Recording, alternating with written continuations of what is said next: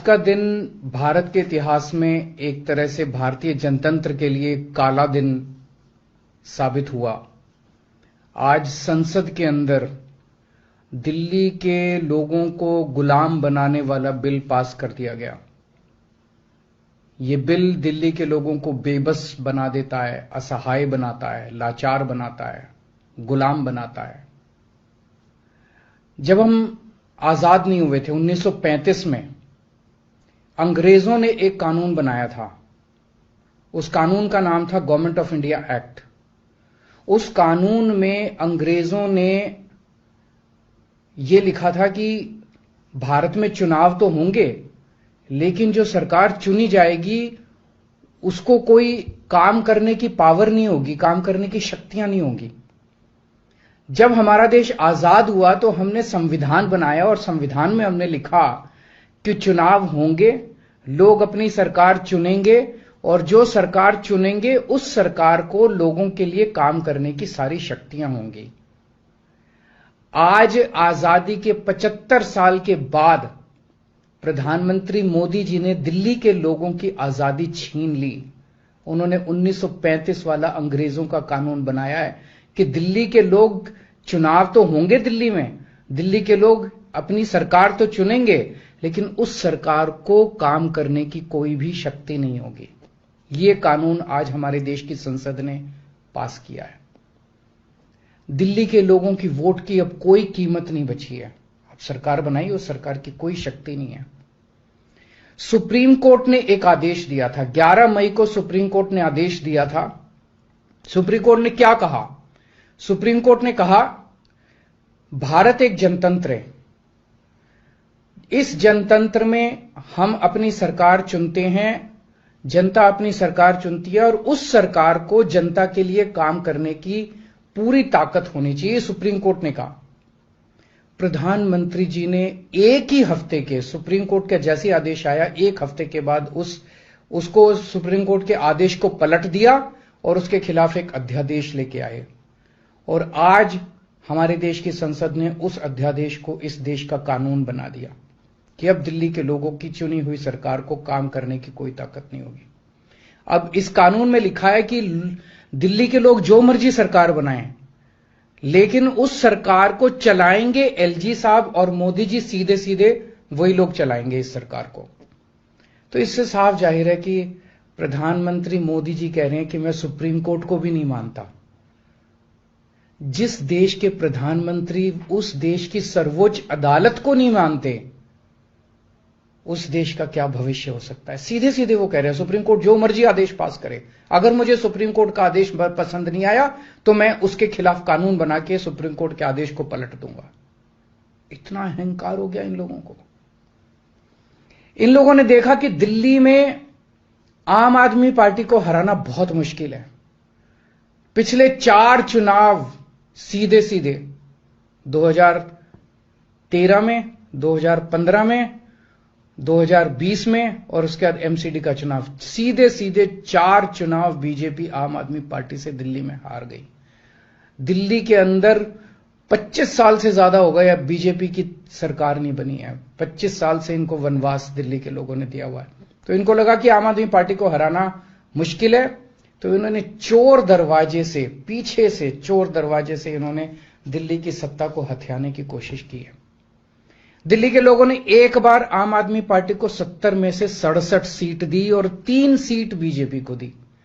दूसरी बार 70 में से 62 सीट दी और 8 सीट बीजेपी को दी। तो एक तरह से दिल्ली की जनता ने चिल्ला चिल्ला के बीजेपी को कहा है कि दिल्ली के अंदर दखलंदाजी मत करना। प्रधानमंत्री जी को साफ साफ शब्दों में दिल्ली के लोगों ने कहा, 7 सीट उनको नेशनल चुनाव में 7 सीट दी और दिल्ली के चुनाव में 3 सीट दी।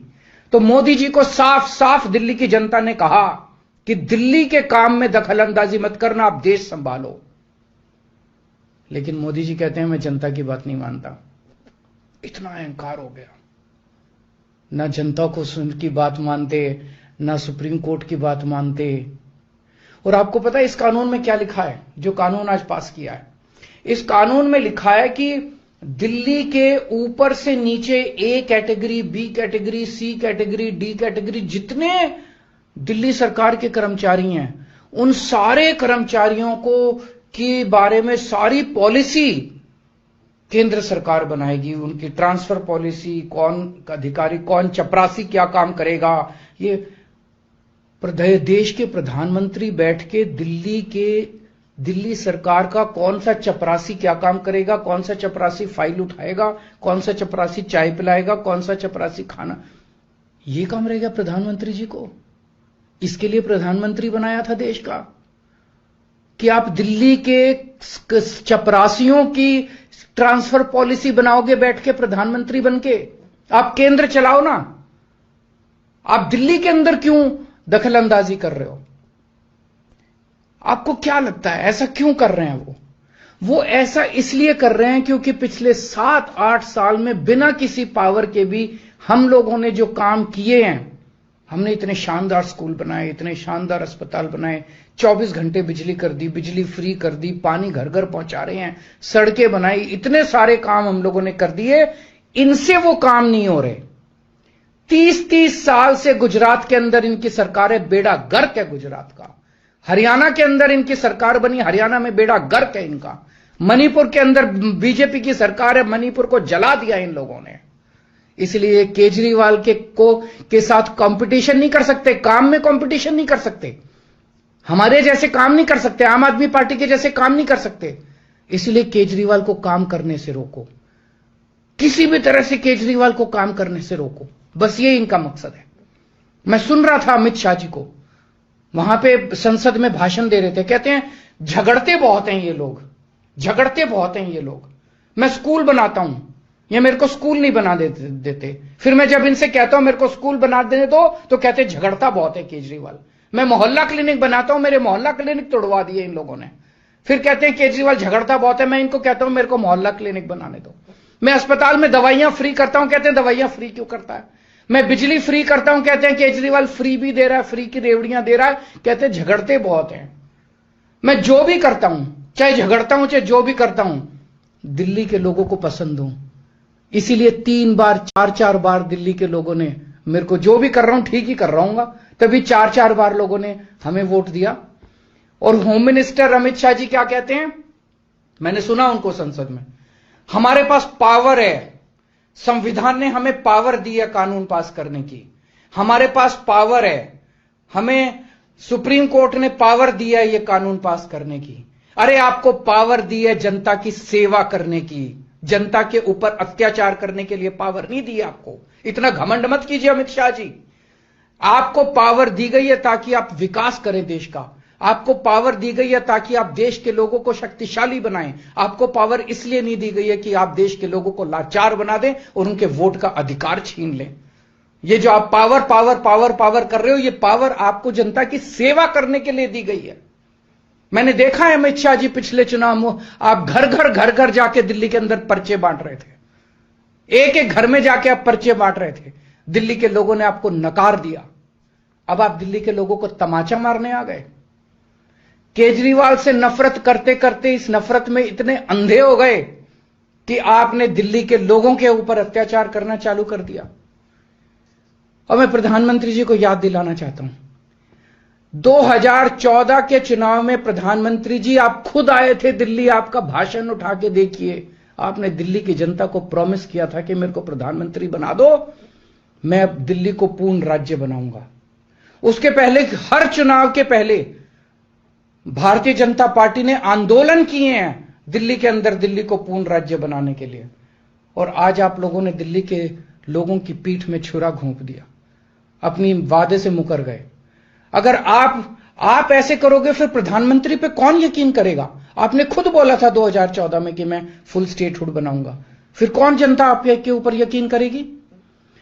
2015 में आपने मेरी शक्तियां छीनी दिल्ली सरकार की, जैसी हमारी सरकार बनी आपने हमारी शक्तियां छीन ली नोटिफिकेशन जारी करके।